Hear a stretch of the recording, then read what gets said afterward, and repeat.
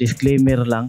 Di porket ang tinapi ko sa video is tungkol sa mga software na gamit sa Hollywood movie is i-consider na ninyo na sasabihin ninyo na nagpakilala daw ako na isa daw akong magaling na VFX artist kasi itinuro ko daw kung ano yung mga software na gamit sa Hollywood movie. So kung sino mang magsabi-sabi ng ganyan na i-consider na ganyan, so tanga lang yung magsabi-sabi ng ganyan, no? Bobo, ganon. So klaruhin ko lang, disclaimer lang na hindi ko po sinabi na magaling ako na VFX artist. Disclaimer lang, hindi ko yan sinabi. Klaruhin ko lang. Din ang tanong dyan kung VFX artist ba ako o hindi is no comment na ako dyan. Basta ang layunin ko lang dito sa video na ito is makatulong para malaman ng iba kung ano ba talaga ang gamit na software sa Hollywood movie. Okay, right. So dito sa video na ito, banggitin ko lang yung mga software na gamit sa paggawa ng Hollywood movie doon sa ibang bansa. Actually, nabanggit ko na yan sa part 1 at doon sa ibang video, pero kulang ang paliwanag ko doon kasi hindi ko nabanggit doon yung iba pang mga importanteng software na gamit sa paggawa ng Hollywood movie. Then dito sa video na ito is babanggitin ko na yun na mga software. So take note lang, itanim sa utak ninyo na ang topic na gusto kong pag-usapan natin ngayon is kung ano yung mga software na gamit sa paggawa ng Hollywood movie. Ganon. Kaya huwag ninyong gawing international ang ibig sabihin ko na kung ano yung mga software na gamit sa paggawa ng movie sa buong mundo. So huwag ninyong gawin na ganyan yung ibig sabihin ko. Kasi ang ibig sabihin ko lang kung ano yung mga software na gamit sa paggawa ng Hollywood movie. Ganon. Hindi international ang ibig sabihin ko sa pinupunto ko sa mga video ko. Okay, right. So magsimula na ako. Banggitin ko na yung lahat ng mga software na gamit sa paggawa ng Hollywood movie. So ang ginagamit na 3D program sa Hollywood movie sa paggawa ng 3D sa movie or CG is Houdini na 3D program at Autodesk Maya na 3D program. So yung Houdini, ginagamit siya for 3D simulation effects. So doon gawin sa Houdini yung paggawa ng fire, explosion, smoke, dust, water, destruction, demolition, magic effects at iba pang klaseng effects. Then take note lang, sa movie din gumagamit sila ng special effects. So ano ba yung special effects? Yung mga totoong apoy, totoong smoke, totoong sumabog. Kasi habang sinuting yung movie, habang nag-acting yung mga actor or actress sa movies, may sumabog sa paligid nila. Ganon. So yan yung tinatawag na special effects. Din take note lang, ang ginagamit sa Hollywood movie ay hindi lang special effects. Combination yan sa mga 2D element na mabibili natin sa iba't ibang website katulad ng Action VFX na website. So pwede ka makabili dito ng 2D element or tinatawag din na stock footage na mga fire, smoke, blood, dust at iba pa. Then combination din siya sa 3D simulation effects. Ganon. Nagawa ng Houdini na software na mga apoy, water, ganon.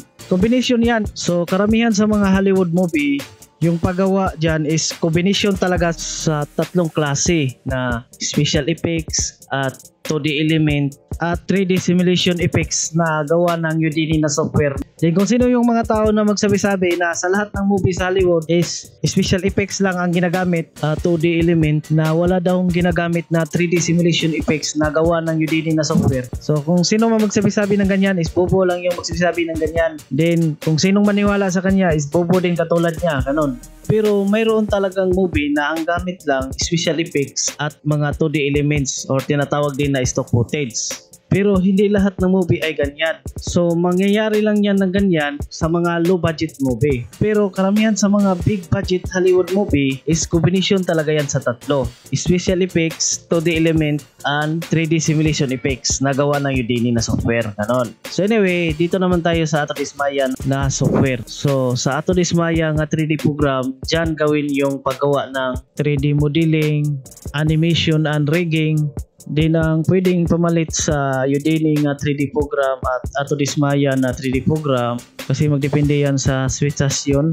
Kung hindi nagkasundo sa budget, hindi nagkasundo sa bayad, then walang available na artist na gumagamit ng ato dismaya na software at Udemy na software, then kailangan gawin na yung VFX shot na yon, kaya gagamit na lang ng ibang 3D program.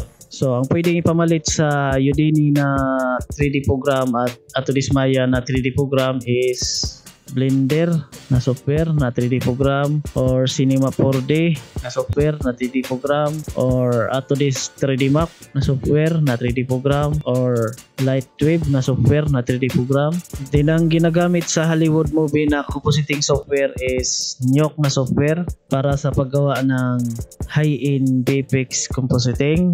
Din ang pwedeng ipamalit sa Nuke na software kasi magdepende yan sa sitwasyon. Kung hindi nakasundo sa presyo sa bayad and walang available na artist gamit ang Nuke na software, din kailangan gawin na yung VFX shot na yon, kaya mapilitan na gumamit na lang ng ibang compositing software. So, ang pwedeng ipamalit sa Nuke na software is Autodesk Flame na compositing software, or Fusion na compositing software na ang pangalan niya na ngayon is DaVinci Resolve. Kasi yung DaVinci Resolve na video editing software at Fusion na compositing software is pinag-isa na. Naging 2-in-1 na siya. So, panoorin lang ninyo yung video ko sa part 29 kasi pinaliwanag ko doon ng detalye yan. So, ilagay ko lang sa comment or sa description sa video ko na ito yung video sa part 29. Then, meron pang pwedeng ipamalit sa Nuke na software. Pwedeng ipamalit sa Nuke na software is Adobe After Effects na compositing software. Then, ang ginagamit sa Hollywood movie para sa paggawa ng motion graphics is Adobe After Effects. Then, ang ginagamit sa mga low budget Hollywood movie na compositing software sa mga movie nila na simple lang yung VFX at konti lang yung mga VFX sa movie, is ang ginagamit dyan na compositing software is Adobe After Effects na software. Kasi yung Adobe After Effects na software is pang low budget talaga yan sa Hollywood movie, na para sa movie na simple lang yung VFX at konti lang yung VFX sa movie. Ganon. Pero yung Nuke na software is para yan sa mga big budget Hollywood movie na mayroong mahirap na VFX at marami yung VFX sa movie. Ganon. So yung Adobe After Effects, ginagamit siya sa Hollywood as a VFX compositing sa mga VFX shot na simple lang, na kunti lang yung files na kailangan na i-compositing. Kasi yung Adobe After Effects kasi layer based system yan. Kapag marami ng files na i-compositing sa Adobe After Effects ay hindi na handy flexible mag-compositing doon sa Adobe After Effects kapag marami ng files na i-compositing kasi layer based system siya. Pero pwede naman talaga mag-compositing sa Adobe After Effects na marami ng files na i-compositing. Kaso lang mayroong posibilidad na pangit ang resulta at may mali kasi hindi siya handy flexible gamitin sa marami ng files na i-compositing kasi layer based system siya. Yung Adobe After Effects na compositing software na hindi siya katulad sa Nuke na compositing software na node based system na kahit pa gano'ng karami yung files na i-compositing dyan,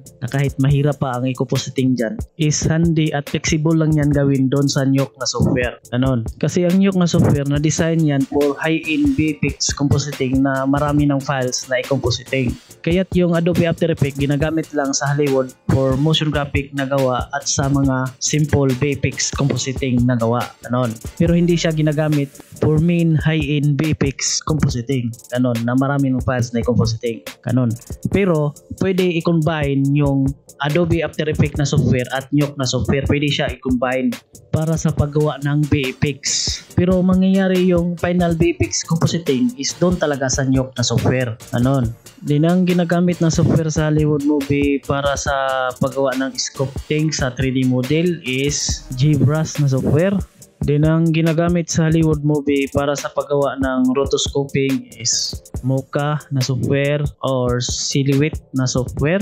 Din ang ginagamit na texturing software sa Hollywood movie para sa pag-texture sa 3D model is Mari na software or Adobe Substance 3D printer na texturing software or ato this Moodbox na texturing software. Then take note lang kapag gumagamit ka ng texturing software like Mari or Adobe Substance 3D printer or ato this Moodbox, is kailangan is paparisan mo siya ng Adobe Photoshop.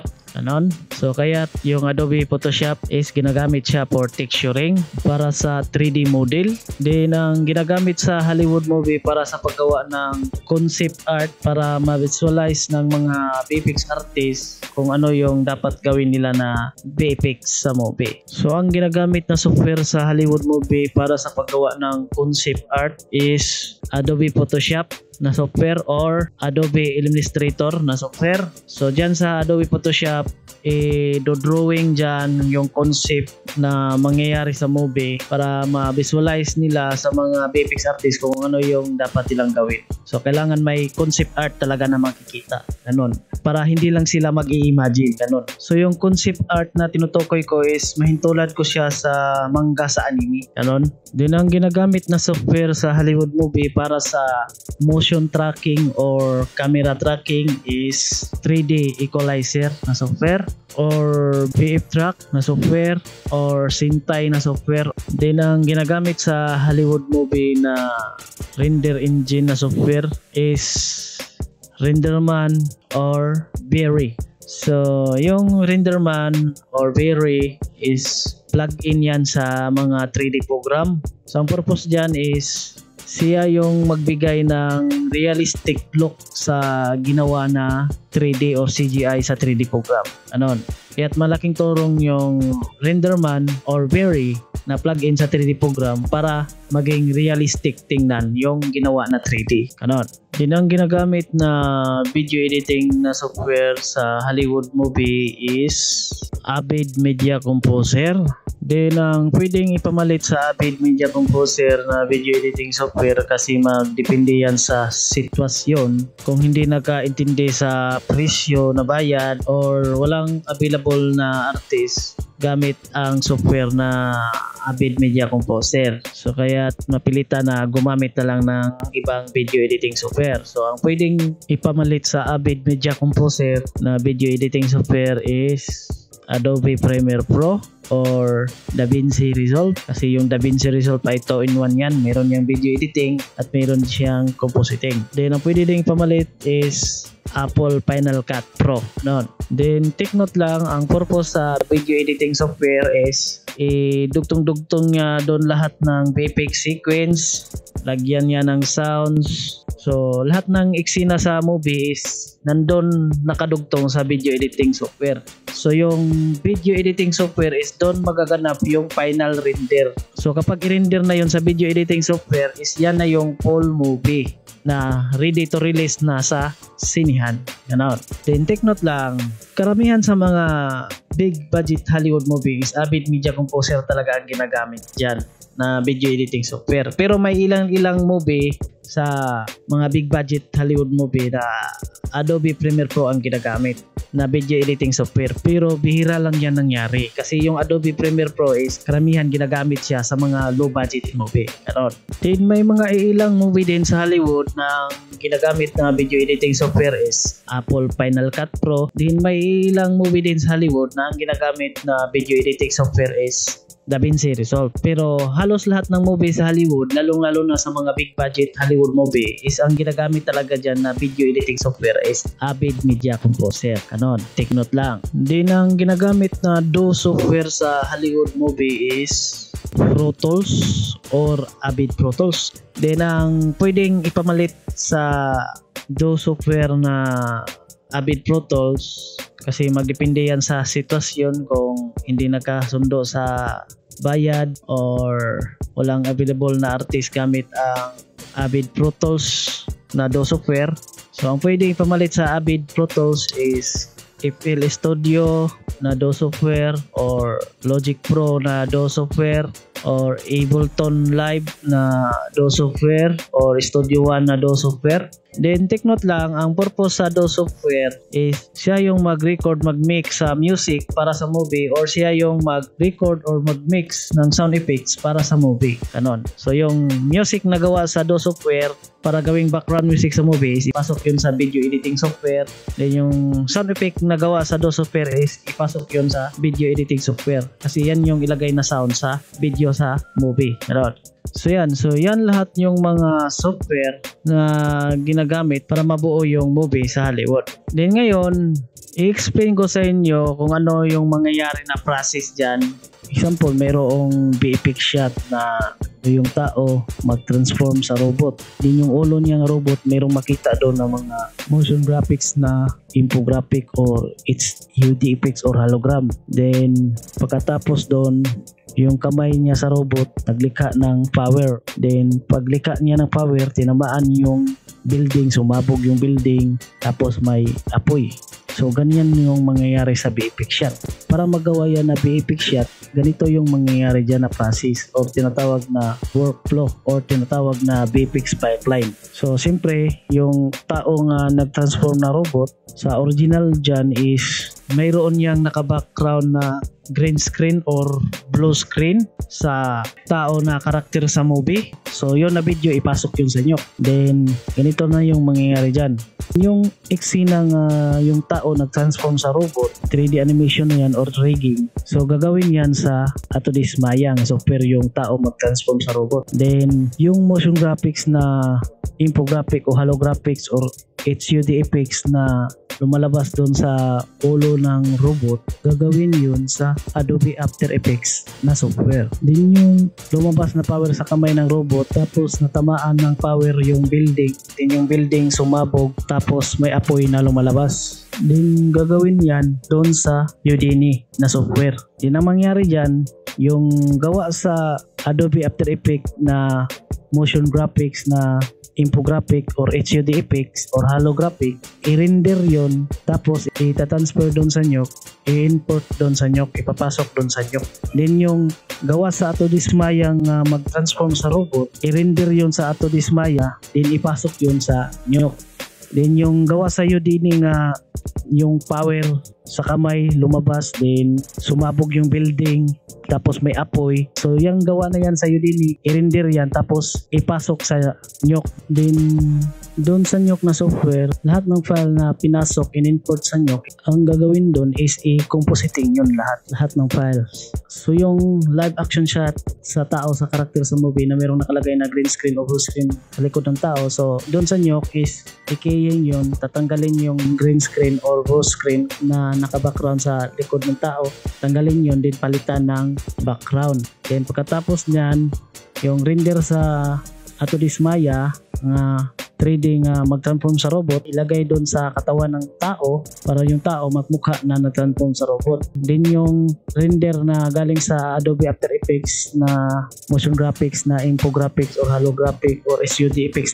So yung nagawa na yun, ipatong yun, ilagay yun sa mukha ng robot. Then pagkatapos dyan, yung render galing sa Houdini na gawa na may lalabas na power sa kamay, then natamaan yung building, sumabog yung building, tapos may apoy na lalabas. So i-plus yun doon sa eksena na yun. So i-composite yun lahat sa nyok, lahat ng element. So ibig sabihin, nandun sa nyok yung final VFX compositing. Ibig sabihin, doon sa nyok na software na compositing software, doon gaganapin yung adjustment, yung mga manipulation, paano gawin na mas realistic tingnan yung VFX shot na yun. Para kung i-render na yung VFX shot na yun, is mas realistic tingnan kasi mas in-adjust at minapulit doon sa nyok na compositing software. So ganun yung pamaraan dyan. So din pagkatapos gagawin sa nyok yung final VFX compositing, yung VFX shot na kinupositing sa nyok, so i-render yun. Pagkatapos i-render yung VFX shot na yun, ipasok yun sa video editing software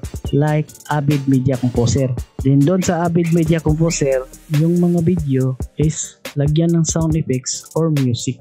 Then gagamit din ng Avid Pro Tools kasi doon sa Avid Pro Tools, doon mag-record ng sound effects or doon mag-record ng music na kailangan sa movie or doon mag-remix ng sound effect or music na kailangan doon sa movie. Na yung record or mix na sound effects or music doon sa Pro Tools, ipapasok pa doon sa Avid Media Composer na video editing software para yung mga video doon na dinugtong doon sa Avid Media Composer, lagyan yun ng sound effect or music. Software we're going to be using today is Avid Media Composer. This is the industry standard software for editing. I have worked in the industry for 20 plus years. So ganyan ang process dyan. Yung VFX shot sa movie, marami yan. Example, sa buong movie, meron siyang 400 VFX shot. Yung tinatawag na 400 VFX shot, ganito yan. Example, may eksena nga yung sasakyan sumabog tapos natamaan yung tao. So, isa yan na VFX shot. Then yung pangalawang VFX shot, example, yung tao nag-transform sa robot tapos yung train na hindi na huminto, hinarangan niya, ganon. Then yung pangatlong VFX shot, example, yung water, may lalabas na creature, ganon, nakalaban sa robot. Kasi marami kasi yan VFX shot. Maraming tao na yoke artist or compositor artist na may gawa doon sa buong VFX shot. Silbihin natin lahat. So ganito yung mangyari. So example, merong 400 VFX shot. Yun na 400 na VFX shot. So dadaan pa yun sa yoke ng software. Hati-hatian nila yun sa lahat ng compositor artist. Then pagkatapos yun i-compositing lahat ng VFX shot, so ipapasok yun sa video editing software like Avid Media Composer. So doon na idugtong lahat ng VFX shot at lagyan ng sound effect or music.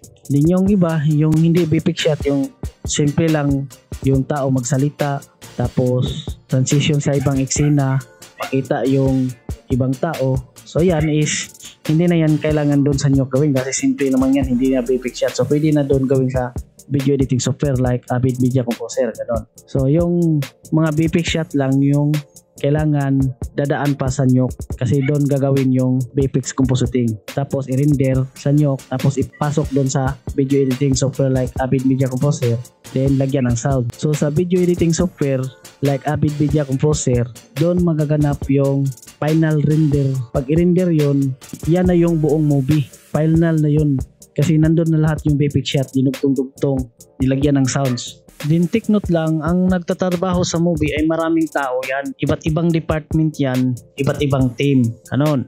Na ibang mga tao yung team sa department na na-assign sa paggawa ng motion graphics na gamit ang Adobe After Effects na software. Then iba din yung mga tao sa team sa department na na-assign sa paggawa ng 3D animation, rigging and animation or 3D modeling gamit ang Autodesk Maya na software. Then iba din yung mga tao sa team sa department na na-assign sa paggawa ng 3D simulation effect like destruction effect, demolition effects, water, fire, explosion, smoke, magic effect at iba pang klaseng effect na ginagawa yan gamit ang Udemy na software. Then iba din yung mga tao sa team sa department na na-assign for compositing na gamit ang Nuke na software. Then iba din yung mga tao sa team sa department na na-assign for video editing gamit ang Avid Media Composer na video editing software. Then iba din yung mga tao sa team sa department na na-assign sa pag-record ng sound effect at music gamit ang Avid Pro Tools na DAW software.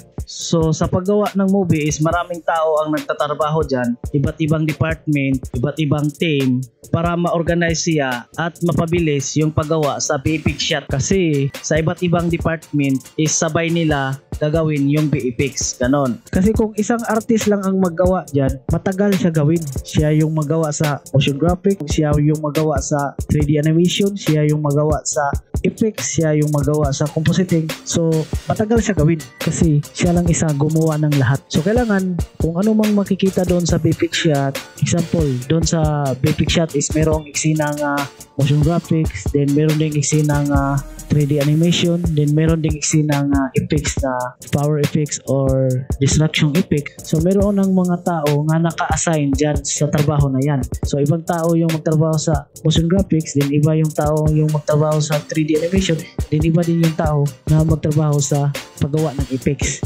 So kung ano yung mangyayari doon sa VFX shot, marami yung tao ang magawa dyan. Then sabay nila gawin yan lahat. So habang ginagawa yung motion graphics sa ibang tao is sabay naman ginagawa yung effects doon sa ibang tao din. Then habang ginagawa yung effects sa ibang tao is sabay naman ginagawa yung 3D animation doon sa ibang tao. So magkasabay yan. So kung ano yung makikita natin na eksena doon sa VFX shot, kung meron ng motion graphics doon o 3D animation o effects, is iba-ibang tao yung ma-assign dyan at sabay nilang gawin yan para mapadali yung pagtapos sa VFX shot. So yan yung rason bakit kailangan ng maraming tao yung magawa sa VFX shot para madali matapos yung VFX shot. Ganon. Din ang rason bakit maraming software na gamit sa paggawa ng VFX shot. Din ang rason dyan kasi yung mga software kasi is iba-iba ang katangian nila. Tulad sa Autodesk Maya, magaling siya sa 3D animation, rigging ang animation. So, kaya doon talaga gagawin sa Autodesk Maya yung 3D animation kasi mas magaling sa 3D animation yung Autodesk Maya. So, yung Udemy, hindi siya masyadong magaling sa rigging ang animation, yung Udemy. Kaya doon gagawin yung 3D animation sa Autodesk Maya, hindi sa Udemy. Then yung Udemy, mas magaling sa 3D simulation sa paggawa ng water, fire, explosion, smoke, destruction effect, demolition effect at iba pang klaseng effect. So magaling yung Udemy na software sa paggawa ng effects, yung mga simulation effect. So yung paggawa ng effects ay hindi doon sa Autodesk Maya gawin yung paggawa ng effects kasi yung Autodesk Maya ay hindi siya masyadong magaling sa simulation. Kaya doon gawin sa Udemy yung paggawa ng effects kasi mas magaling yung Udemy sa simulation effect. Then ang software na mas magaling sa motion graphic is Adobe After Effects. Din yung VFX compositing is mas magaling yung Nuke sa VFX compositing. Yung mga high-end VFX compositing, yung mga marami ng files na i-compositing is mas magaling yung Nuke kaysa Adobe After Effects. Kaya hindi pwede gawin doon sa Adobe After Effects yung VFX compositing na marami ng file kasi hindi masyadong magaling yung Adobe After Effects sa VFX compositing na marami ng files na i-compositing. Kaya doon siya sa Nuke gawin na software yung VFX compositing na marami ng file na i-compositing kasi mas magaling yung Nuke na software sa VFX compositing na marami ng i-compositing na file na kaya niya i-handle yung mga complex scene. So yan yung dahilan bakit doon sa VFX shot is maraming software na gagamitin kasi yung mga software kasi is iba-iba yung katangian nila. Then take note lang ha, ang tinutukoy kong Nuke ang gagamitin nila for VFX compositing doon sa ibang bansa sa paggawa ng Hollywood movie like DC or Marvel. Sa ibang bansa ang tinutukoy ko sa Hollywood movie, hindi dito sa Pilipinas. Kasi dito sa Pilipinas, ang paggawa ng movie, ang ginagamit nila na compositing software is Adobe After Effects. Kasi mas marami yung user dito sa Adobe After Effects sa Pilipinas. Bihira lang yung gumagamit ng Nuke dito sa Pilipinas. Then, take note lang, yung paggawa ng movie, yung workflow sa Avid Media Composer na video editing software at Nuke na compositing software at Avid Pro Tools na DAW software is smooth lang yung workflow dyan sa tatlong software na yan. Kasi, hindi na kailangan na hahanapin pa nila yung files tapos i-import. Kasi ang sistema dyan is i-link lang nila, i-link. Example, meron nakalagay na video sa Avid Media Composer na video editing software na yun na video is VFX shot yun na hindi pa natapos na kailangan ipasok pa yun sa Nuke na software para doon gawin yung VFX compositing. So yung video na nandun sa loob ng video editing software na Avid Media Composer ay i-link lang yun sa Nuke na software.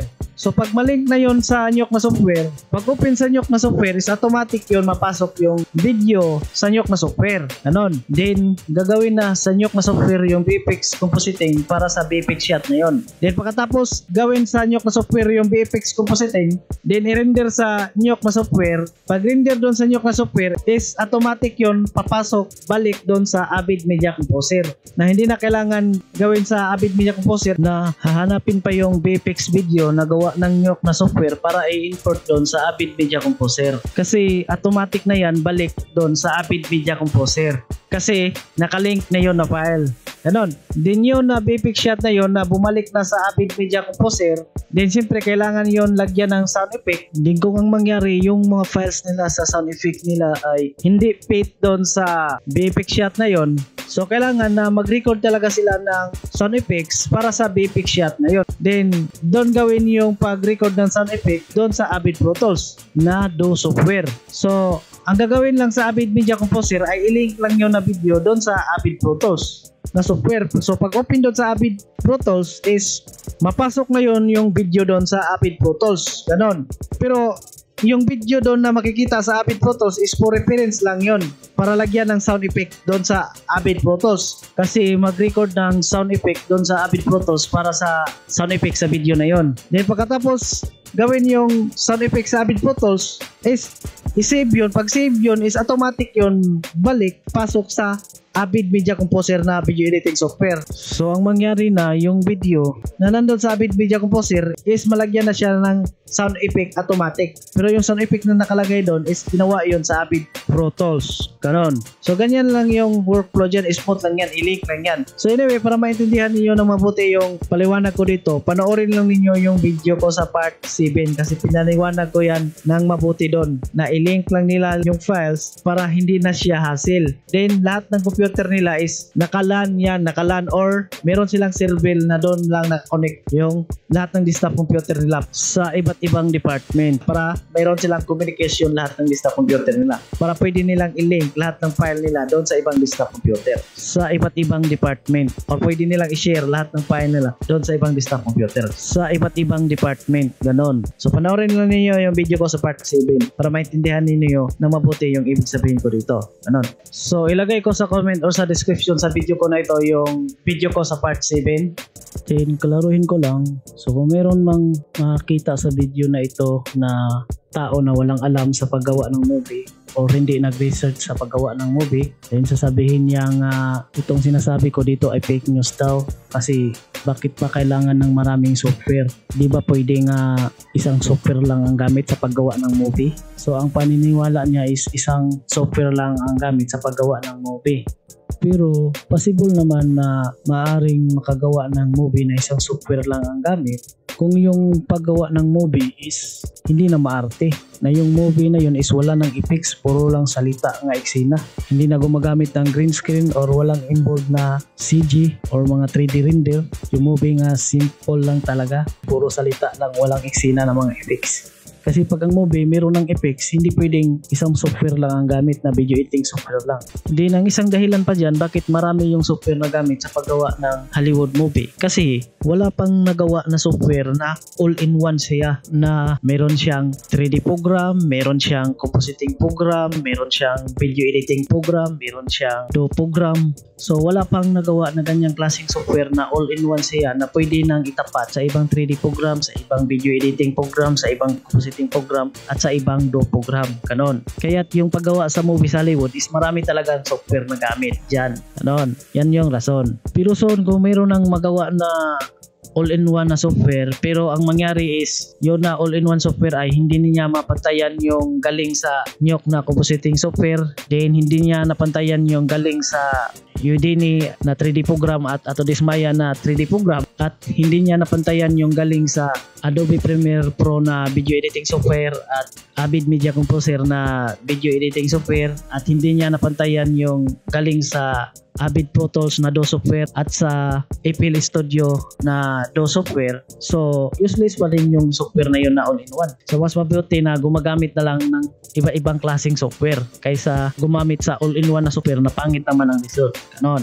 Then take note lang, ang mayroon lang karapatan manghusga sa akin kung tama ba ako o mali sa sinasabi ko dito is yung mga tao na nandun sila sa paggawa ng movie, involved sila sa paggawa ng movie, lalong-lalo na yung mga tao na naggawa sa Hollywood movie doon sa ibang bansa. Ganon. So mas mabuti na ang tanungin yung mga tao na involved sa paggawa ng Hollywood movie doon sa ibang bansa. Ganon. Then nais ko lang klaruhin yung sinasabi ko doon sa part 1 ng mga software na industry standard na ginagamit sa mga sikat na company na magagawa ng movie sa Hollywood like Vita Effects, Digital Domain, Industrial Light and Magic at iba pang mga sikat na company na nagkagawa ng movie sa Hollywood. Yung tinutukoy ko nga industry standard na software, yung industry standard na software na gamit doon sa ibang bansa sa paggawa ng Hollywood movie.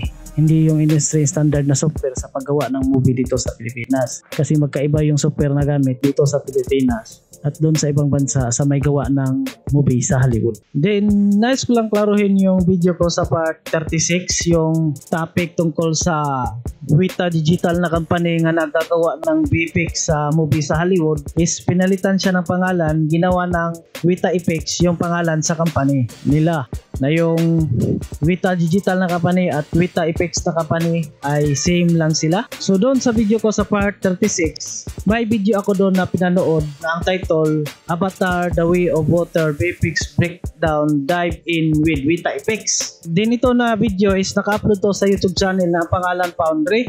Din yung Foundry na YouTube channel, sila yung may-ari sa Nyok na software. Din dito sa video na ito, kung panoorin natin ito, meron tayong makikita dito na tao na kalbo na ang pangalan Sam Cool. Then doon sa part 36 na video, hindi ko napakita nga yung movie ba na Avatar Part 2 The Way of Water is meron bang Sam Cool na makalagay na pangalan doon sa ending na movie. Ganon. Di ngayon, ipakita ko yan sa inyo. So bago ko yan ipakita ko muna yung mga part nga merong makalagay na Weta Effects na company. Kasi ito na video na ito, pinag-usapan nila dito kung paano ginawa yung Avatar Part 2 The Way of Water sa company na Weta Effects. Na ang gamit nila na compositing software sa company na Weta Effects sa paggawa ng VFX sa movie na Avatar The Way of Water, ang gamit nila na compositing software is Nyok software. So yung full movie sa Avatar The Way of Water, so dindownload ko din habang play ko yung video sa video player gamit ang VLC media player na software. So dito sa 3 hours and 4 minutes and 18 seconds, so meron tayo makikita dito na pangalan sa company na Weta Effects. Pero ang nakalagay dito ay hindi Sam Cool kasi Eric Sindon ang nakalagay dito. Then dito naman sa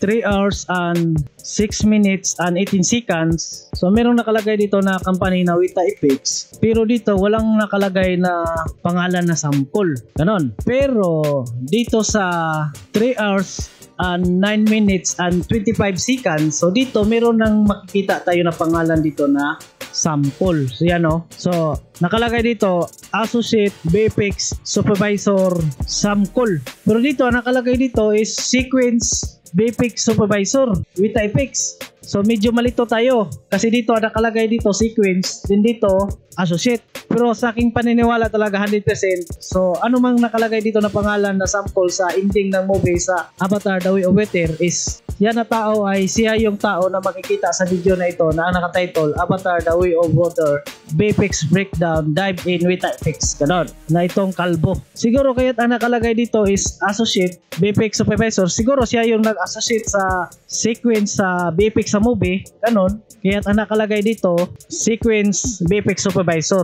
Ganon. Then nice ko lang klaruhin dito na part. So dito ang nakalagay dito Weta Effects LTD. Meron siyang karugtong na LTD.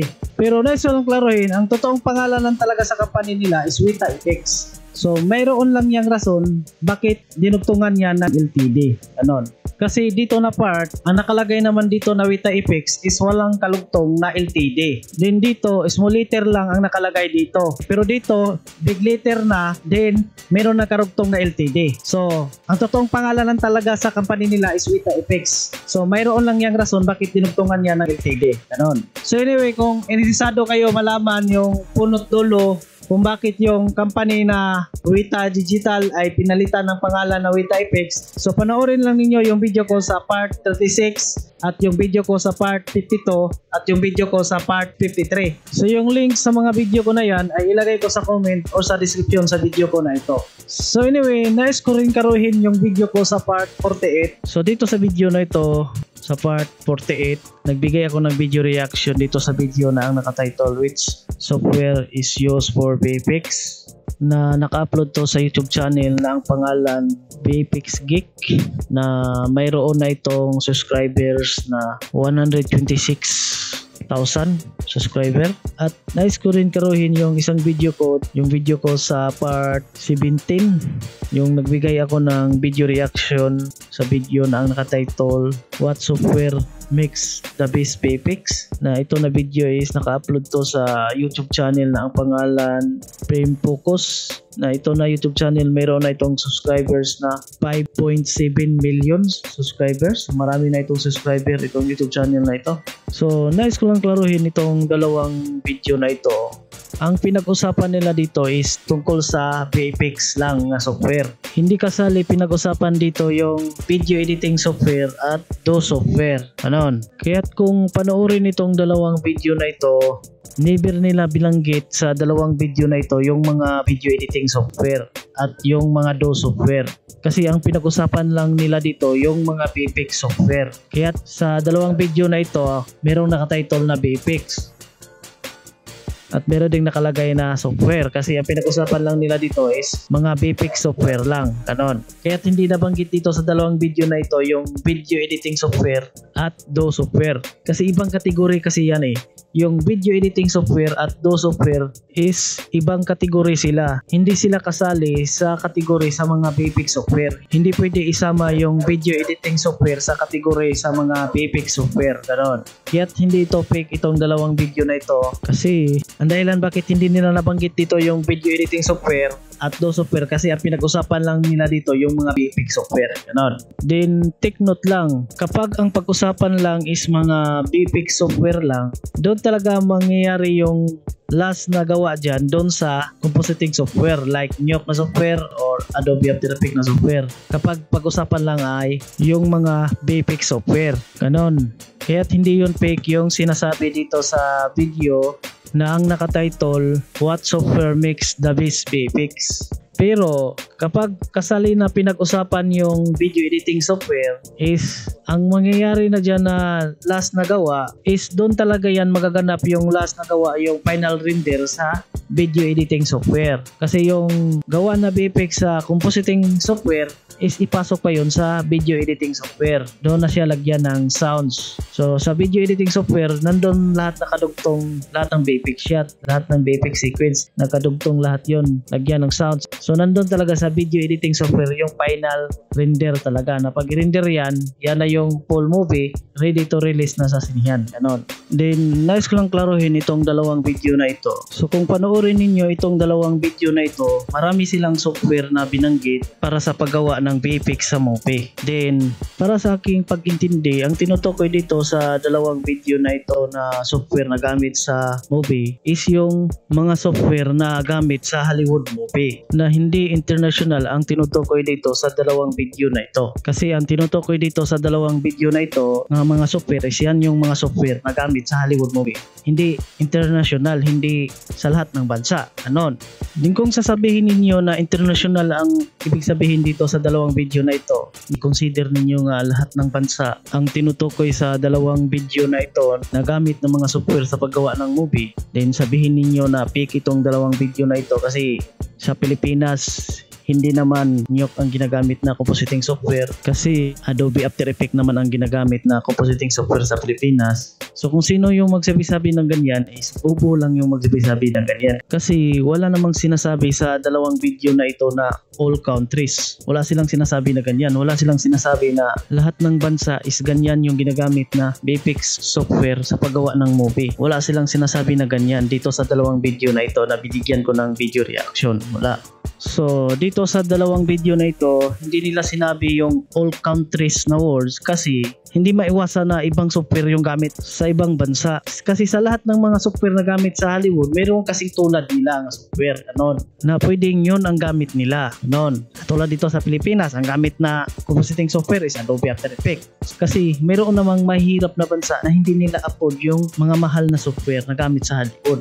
Tulad ng Nuke software, mahal yan. Hindi yan afford sa lahat ng VFX artist sa Pilipinas, ganun. Kaya't mas mabuti gumamit na lang ng Adobe After Effects. Kasi mura lang yung Adobe After Effects. Kasi maaaring may isa o dalawa o apat, lima na bansa na hindi talaga katulad ng software na gamit sa Hollywood. Ganon. Then, nice ko lang klaruhin yung sinabi sa video na ito na nakatitle which software is used for VFX, may sinasabi siya nga yung New York na software is industry standard. Di na siyang klaruhin, para sa aking pag-intindi, ang tinutukoy niya doon na industry standard is yung industry standard sa Hollywood movie, doon sa ibang bansa. Ganon. Hindi yung international, kasi para sa aking pag-intindi sa industry standard, hindi yan pwede i-consider na international na ang ibig sabihin dyan sa industry standard. Kasi maaari naman mangyari na bawat bansa ay iba-iba yung industry standard nila na software. Ganon.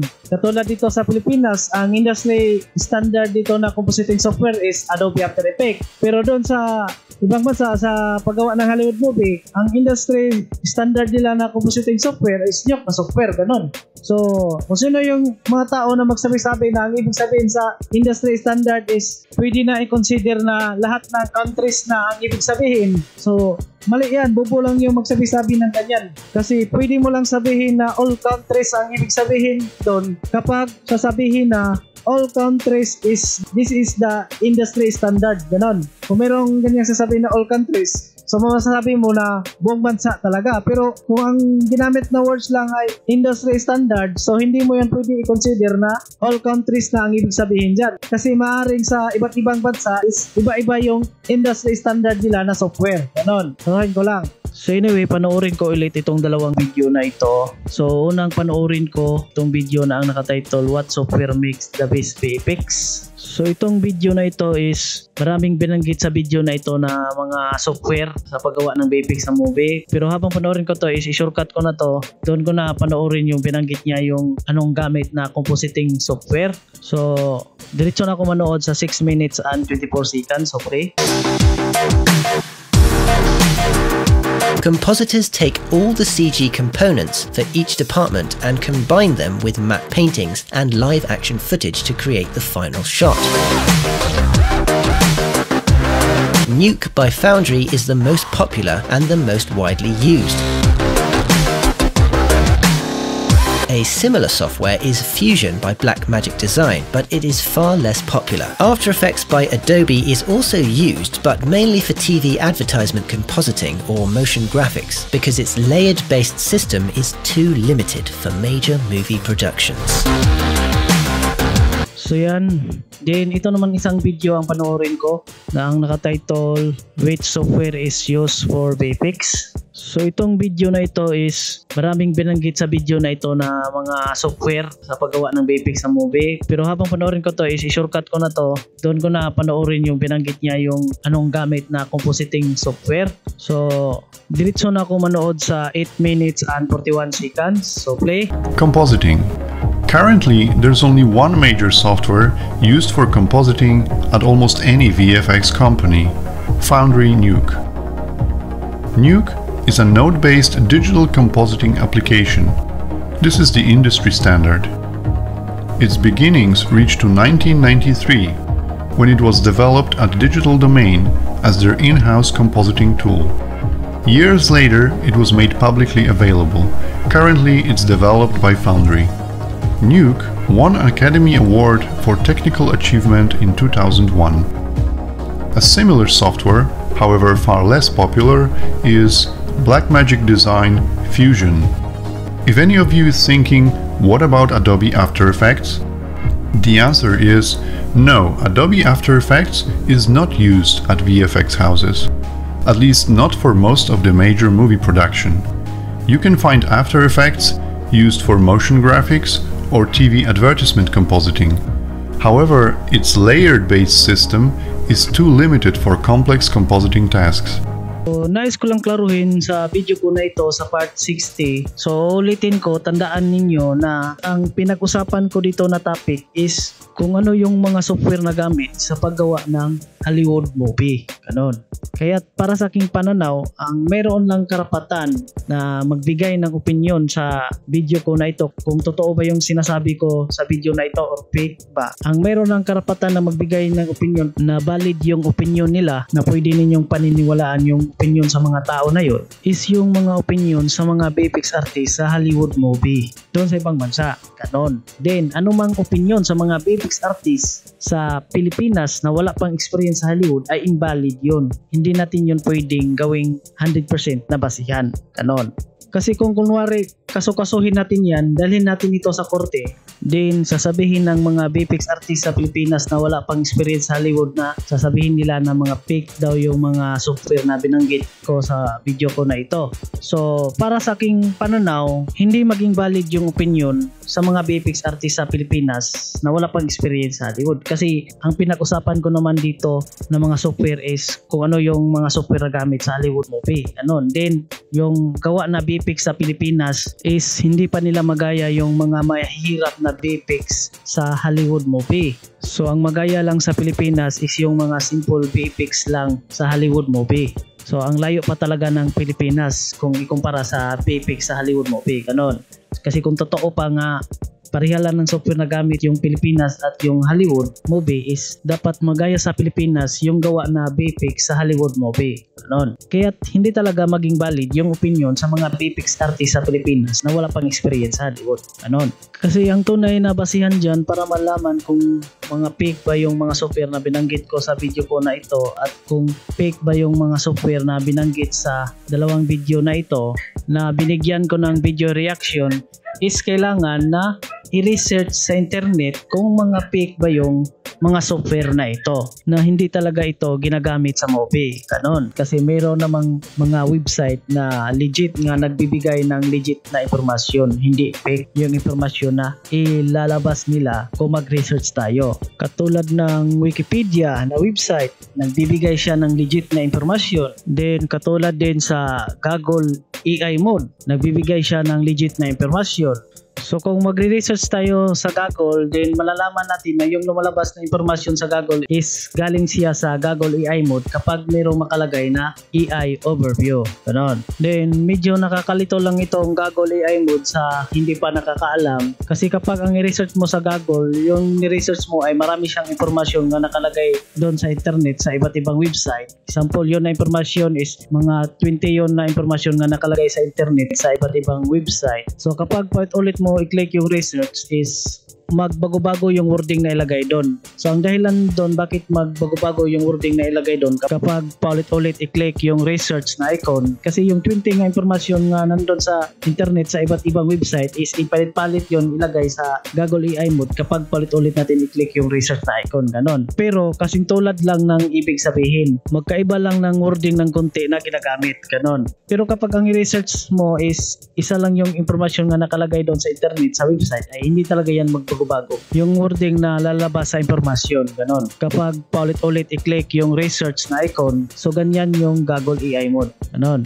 Pero ma-sure natin 100% na anumang ilalabas na impormasyon sa Google AI mode ay legit yan talaga. Kasi ang may-ari dyan yung Google na company. Kasi hindi maggawa-gawa ng fake news yung Google na company. At saka meron na yung advanced na technology para ma-filter niya anumang mga fake na impormasyon. Kung ano yung fake na impormasyon ay hindi niya yon ilalabas. Then anumang impormasyon na legit na nasasagap niya sa iba't ibang website ay yan lang talaga ang ilalabas niya sa Google AI mode. Legit lang ang ilalabas niya, hindi fake. Ganon. Kasi advanced na yan. Meron na siyang AI. Ganon.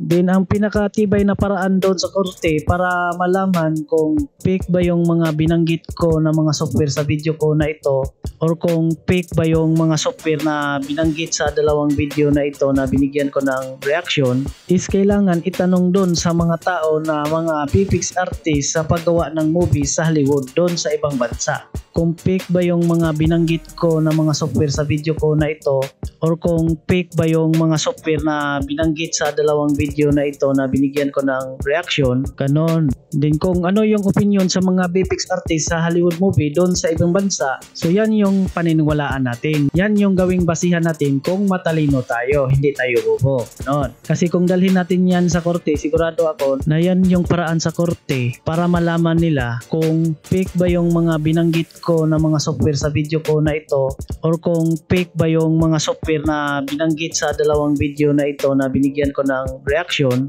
ganon. Then anumang opinion galing sa mga VFX artist sa Pilipinas na wala pang experience sa Hollywood is anumang opinion nila ay hindi yun pwedeng gawing 100% na paniniwalaan natin kung matalino tayo. Kasi yung mga VFX artist sa Pilipinas na wala pang experience sa Hollywood is wala silang sapat na credential para maging valid yung opinion nila.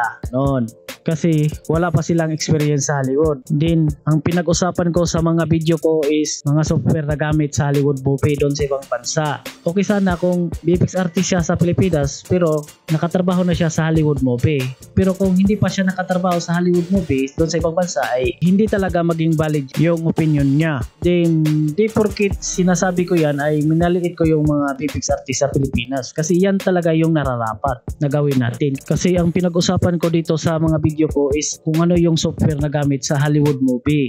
So yan yung pinag-usapan natin dito, Hollywood, doon sa ibang bansa, hindi yung Pilipinas, ganon. Din isa pa dyan, yung gawa na VFX sa Pilipinas ay hindi pa nila napantayan yung gawa na VFX sa Hollywood. Kaya wala talagang sapat na credential yung mga VFX artist sa Pilipinas na wala pang experience sa Hollywood para maging valid yung opinion nila, ganon. Then may nirecommend ako na Pinay VFX artist doon sa ibang bansa sa Hollywood na pwede ninyong tanungin, yung nabanggit ko sa nakaraang video ko, si Joan Belen. So ilagay ko lang sa comment or sa description yung video ko sa part 10 at part 11 kasi dyan sa video na yan pinag-usapan ko si Joan Belen at yung mga video niya nga naka-upload sa YouTube sa ABS-CBN News kasi nabalita ito sa ABS-CBN News, ito si Joan Belen na siya ay Pinay VFX artist doon sa Hollywood sa ibang bansa. Ganon. Kaya klaruhin ko lang kung sino yung maniwala sa opinion sa mga VFX artist sa Pilipinas na wala pang experience sa Hollywood tungkol sa mga video ko na ang pinag-usapan ko sa mga video ko is tungkol sa mga software na gamit sa Hollywood movie doon sa ibang bansa. So kung meron mang maniwala sa opinion sa mga VFX artist sa Pilipinas na wala pang experience sa Hollywood is yan ang mga tao na yan is mga bobo yan. Pinanganak yan na walang otak. Then kung sino yung maniwala sa opinion sa mga VFX artist sa paggawa ng Hollywood movie doon sa ibang bansa sa Hollywood is yan ang mga tao is matalino yan, hindi yan bobo.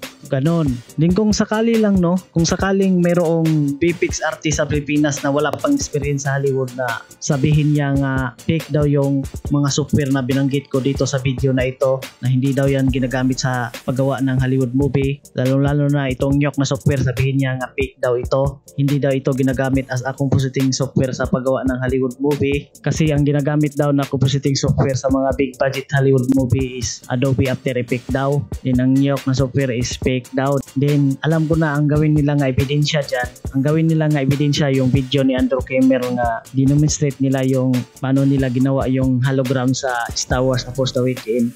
Pero pinaniwanag ko na yan doon sa nakaraang video ko sa part 4 na yung team ni Andrew Kramer doon sila lang yung may gawa sa motion graphics na hologram kasi yung hologram is part yan sa motion graphics na gawa. Hindi nang patunay dyan na hologram talaga yung ginagawa nila sa movie na yon kasi nag-shoutout pa si Andrew Kramer sa team nila. Sinabi niya nga, quick shoutout to Star Wars hologram team. A quick shout out to the Star Wars hologram team. Jace Hansen's actually in the audience, good friend of mine. So yan, din ang nakatitle sa video na yon na naka-upload sa YouTube, merong nakalagay sa title na hologram, ganun. Hologram talaga ang tinutukoy doon, nagawa nila sa team ni Andrew Kramer. So yung team ni Andrew Kramer doon, is sila lang yung may gawa sa motion graphics. So yung department sa team nila Andrew Kramer is department sa motion graphics, ganun. Kaya hindi sila lahat yung may gawa, ganun. Kasi iba't ibang department yan. Ibang department yung na-assign sa 3D simulation sa paggawa ng effects gamit ang Houdini na software. Then iba yung department nga na-assign sa paggawa ng 3D modeling animation ang rigging gamit ang Autodesk Maya na software. Then ibang department yung na-assign for main VFX compositing gamit ang Nyok na software. Kaya imposible talaga na masasabi natin na yung team ni Andrew Kramer doon sa Star Wars A Force Awakens na movie is sila yung may gawa sa lahat. So bobo lang yung tao na magsabi-sabi na yung team ni Andrew Kramer doon is sila yung may gawa sa lahat. So bobo lang yung magsabi-sabi ng ganyan, din bobo lang din yung maniwala sa kanya, ganon. Din ang patunay dyan na hindi yung team ni Andrew Kramer yung may gawa sa lahat kasi ang nakita doon sa picture is 7 lang sila nga tao. Pero kung tingnan mo yung ending sa movie, sa Star Wars A Force Awakens na movie, na nakalagay na yung mga credit sa mga tao na involved sa paggawa sa movie na yun, is napakaraming pangalan sa tao nga nakalagay doon. So kung team lang ni Andrew Kramer yung may gawa doon, isa na konti lang yung mga pangalan na nakalagay doon sa ending ng movie, kanon. Din ang patunay din na hindi talaga sa Adobe After Effects ginanap yung final VFX compositing kasi habang dinemonstrate ni Andrew Kramer paano niya ginawa yung hologram sa VFX shot sa movie na yon, hindi naman niya napakita yung lahat ng element, lahat ng file sa VFX shot, hindi niya napakita yung yung full VFX compositing sa VFX shot na yun, ganon. So kung sakaling mayroon talagang VFX artist sa Pilipinas na wala pang experience sa Hollywood, na sabihin niya nga mga peak yung mga software na binanggit ko dito sa video na ito, lalong-lalo na itong Nyok na software. Then kung mayroong mga tao na magsabi-sabi ng ganyan na VFX artist sa Pilipinas na wala pang experience sa Hollywood, sa tingin ko marami talagang mga tao na maniwala sa kanya, lalong-lalo na yung mga tao sa Pilipinas, ganon. Kasi marami kasing bobo sa mundo kasi, ganon. Kung sino yung maniwala sa kanya is mga bobo yun katulad niya, ganon. Ganon lang kasimple.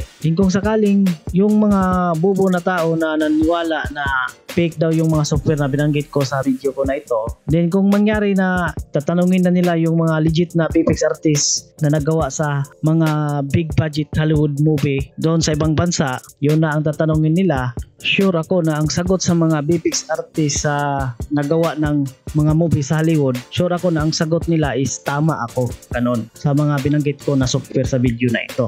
Lalong-lalo na itong Nyok na software. Sasabihin talaga nila na itong Nyok na software is legit talaga to na compositing software na ginagamit sa mga big budget Hollywood movie as a compositing software. Itong Nyok na software sa paggawa ng high-end VFX compositing sa VFX sa movie, ganon.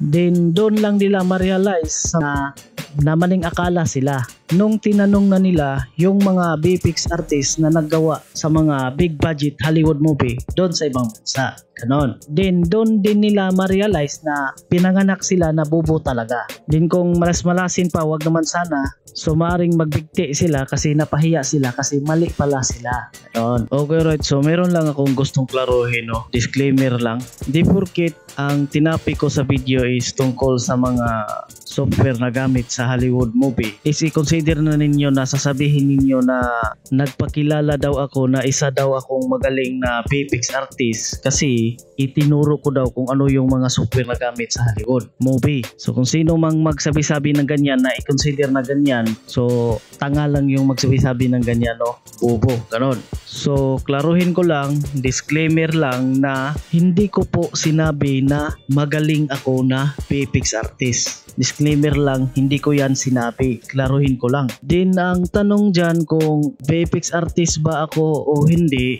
is no comment na ako dyan. Basta ang layunin ko lang dito sa video na ito is makatulong para malaman ng iba kung ano ba talaga ang gamit na software sa Hollywood movie. Then ngayon, magtanong kayo kung saan galing yung source ko, bakit nalaman ko kung ano yung gamit na mga software sa Hollywood movie. So alam ninyo, kahit sinong tao pwede ninyong malaman kung ano yung mga gamit na software sa Hollywood movie kung mag-research tayo ng mabusisi, ganon. Then gusto ko lang sabihin yung address ko. So yung address ko, Distrito Punta Nasipit, Agusan del Norte, 8602 Caraga, Region 13, Mindanao. So yung 8602, yan yung Nasipit chip code. Kasi yung lugar namin na ang pangalan Punta, ang lungsod namin dito Nasipit. Din yung Nasipit jeep code 8602. Din yung mayor namin sa Nasipit si Rosco Plaza.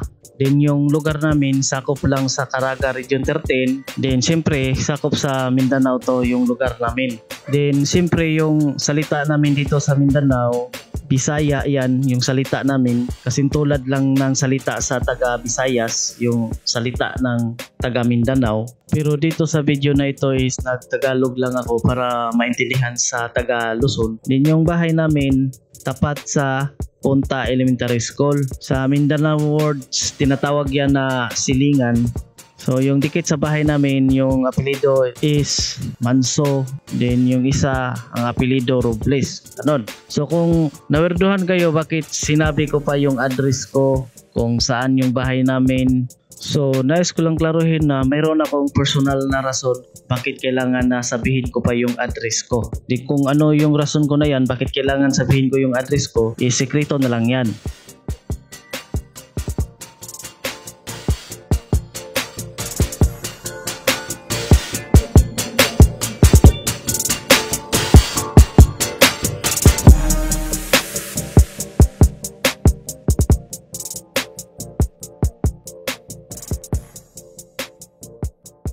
Okay, right. So kung gusto ninyong panoorin yung full video sa dalawang video na pinanood ko dito, so i-research lang ninyo ito sa YouTube kasi pinakita ko naman dito yung title niya sa mga video na ito at yung pangalan sa YouTube channel sa mga video na ito.